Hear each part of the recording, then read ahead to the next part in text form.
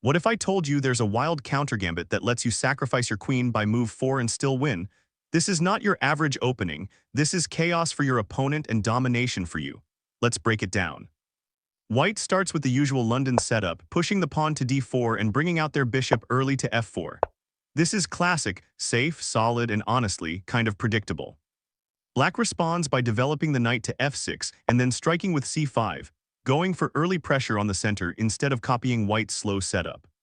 White calmly continues with e3 to protect their central pawn and prepare for kingside development. Then Black plays queen to b6, and this is where the counterattack begins. That queen immediately eyes the weak b2 pawn, forcing White to make a decision early.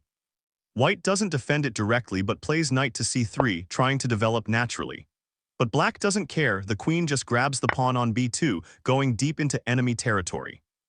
Now White tries a surprising trick, moving their knight to b5, hopping to trap that greedy queen or fork our king and rook, but that is exactly what we want.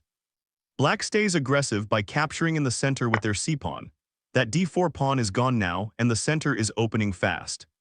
White now plays knight to c7 with a check. That's a fork, it hits the king and threatens the rook. Black is forced to move the king and does so to d8, not ideal but necessary. White goes all in and captures the rook in the corner with their knight. Looks like White's winning, right? Wrong. Black plays pawn to e5, opening lines and preparing an aggressive assault. It also sets up some nasty tricks if White isn't careful. White grabs the pawn on e5 with their bishop, thinking they're just up material. But they've opened the door to one of the wildest attacking ideas. Now comes bishop to b4 with check. This forces White's king to move again since blocking isn't really an option.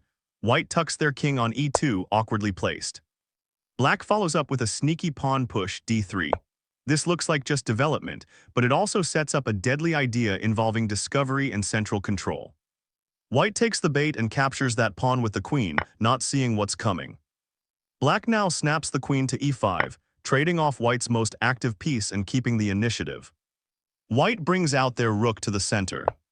But then comes the crushing blow. Black drops the knight into the center with a tempo. Knight to e4. It's an active threat, it hits key squares, and most importantly, it completes development while White's king is stuck in the middle and their pieces are clumsy. From here, Black is simply better.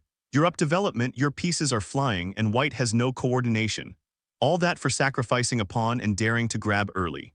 But what if White plays b3? It's actually even better, let me show you. But now White plays b3, a cautious move to defend the pawn instead of risking material loss.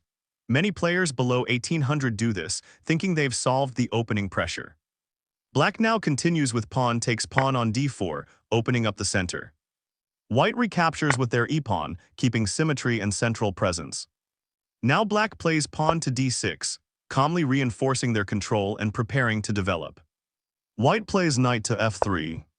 Black now pushes pawn to e5, striking hard in the center and creating tension. The center is getting sharp quickly. White captures the e5 pawn, trying to trade and calm things down. We take back and White captures pawn with knight.